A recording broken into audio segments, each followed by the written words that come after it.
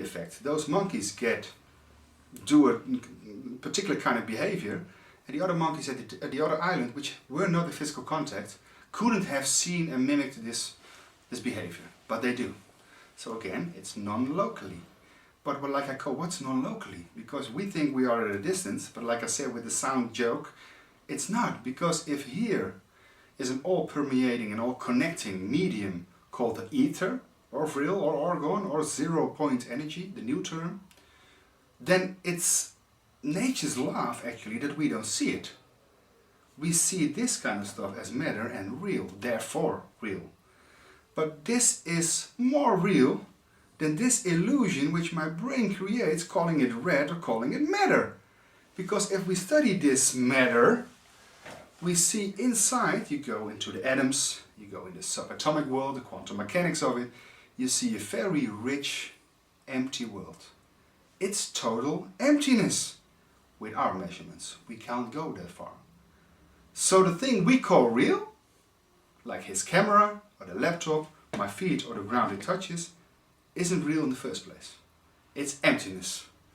So why not turning around and call this emptiness, what we know is real, the real reality? Because that's what it is.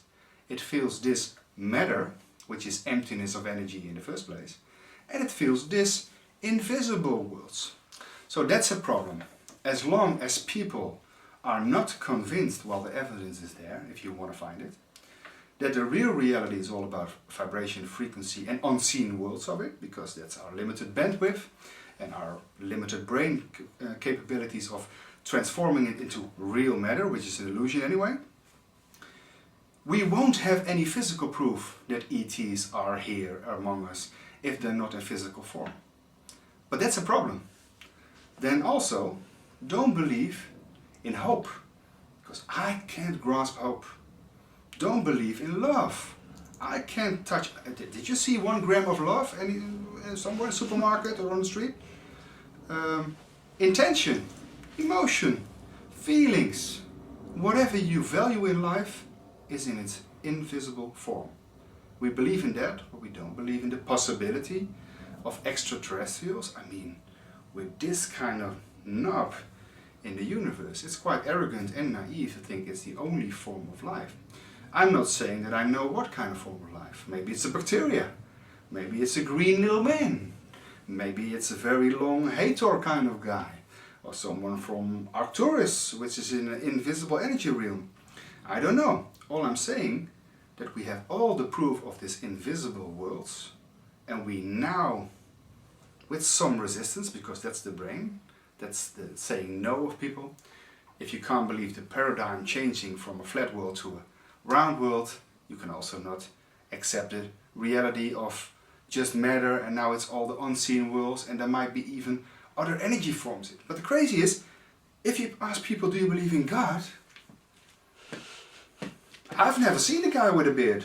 Oh, sorry guys, maybe he looks like someone else, or I don't know. But if you ask him, have you seen Al-Qaeda or Bin Laden? It's the same question if you've seen an ET or an angel or God. But call it ET or extraterrestrial, you get into trouble, because the human resistance of the state we're in probably just can't accept the fact that it might be real. Someone, a scientist, who I talked about the multidimensional reality, he grasped a lot of stuff I did, and information and frequency, he all knew it was true. And then I talked about the multidimensional world, not even ET presence, okay, the multidimensional worlds, multiple layers of unseen worlds. And he said, John, I'll never forget it, I wouldn't believe this even if it were true. John, I wouldn't believe this even if it were true. And that's the state of the art we're in right now. Scientists, but also human consciousness, but it's changing, and it's changing rapidly. Because a lot of the visible, or let's say, a lot of the invisible worlds are being made visible by new techniques. A lot of new measurements, a lot of new indirect proof that something invisible has to be there and has to be real, otherwise this second range effect could not ever have been produced, okay? So we have more and more proof of these invisible worlds. But of course, if you ask me, and if I look at the work of Disclosure and Stephen Greer, I just finished my new book called Science Faction. Yes, it's not an error. Not science fiction, but science faction. the truth about anti-gravity, free energy and ETs. And it's especially about anti-gravity and ETs, and especially about, and here it comes, the human anti-gravity project. Okay, so if from 1956 all anti-gravity theories went dark, went underground, not a word about it, as if it never was talked about.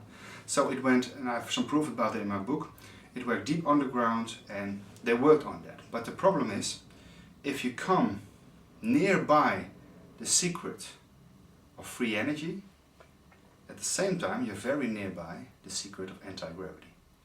So they don't want you to come nearby the secret of either anti-gravity or free energy. Because the biggest secret is not the UFOs, it's the secrecy related to UFOs.